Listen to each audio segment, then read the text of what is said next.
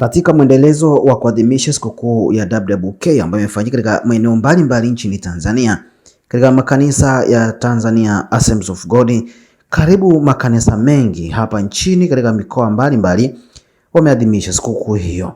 Miongoni mwa wana WWK walioungana na wenzao katika kuadhimisha sikukuu yao ni wanawake wa kanisa la Tanzania Assemblies of God TAG Ukwega walioko huku katika mkoa wa Iringa, ambao pia walifanya matukio mbalimbali ikiwa ni pamoja na kutoa misaada kwa watu wenye mahitaji hususan wajane, lakini pia walimtegemeza mchungaji kiongozi wa kanisa lao kwa nia ya kumtia moyo kwa kazi kubwa anayoifanya ya kumtumikia Mungu.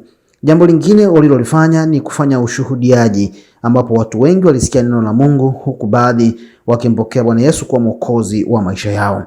Na waliendesha ibada ikiwa ni pamoja na uimbaji wa kwaya, lakini pia mahubiri yakiwa sehemu ya ibada yao ambayo ilifanyika katika kanisa hilo katika mkoa huo wa Iringa.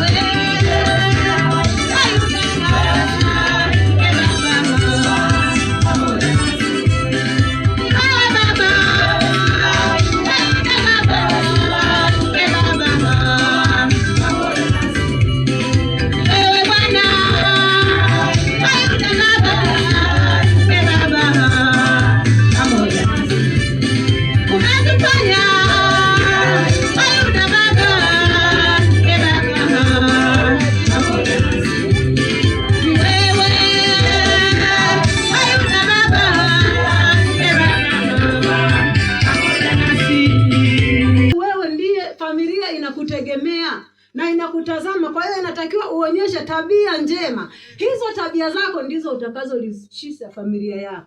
Na ndio maana unaweza kukutana na familia, mama kahaba, watoto makahaba, mama mlevi, watoto walevi. Ni kwa sababu malezi yalishindikana. Mlee mtoto katika njia impasayo, nayo hata iacha, lakini anatazama tabia ya kwako wewe. Kama tabia ya kwako wewe ni mbaya, wina maligo. Baba akikosea kidogo tu hivyo. Maana tunaona huyu mwanamke anasema alimuwazia mema tu, lakini mimi najua kabisa kibinadamu, hata kama alisimama katika neno, kukwazana kulikuwepo kwa mwanadamu. Lakini yeye aliwaza lio mema. Maana yake huyu mtu alikuwa muombaji, hata anamuombea mtoto, anamuombea familia yake, anaombea hata kanisa. Yeye anawaza yaliyo mema. Lakini yamkini mimi na wewe kuna wakati ambao tunakosea, ndio maana tunafungua hata milango ya shetani. Tunazalisha wakati mwingine kizazi ambacho hakieleweki. Watu wanaanza kutazama, wanasema hivi pede umwene huyu mwana wa mlokole kweli. Haleluya. Amen. Bwana tusaidie. Atusaidie kuelewa namna ambavyo mwenzetu huyu mwanamke alimuishia Mungu.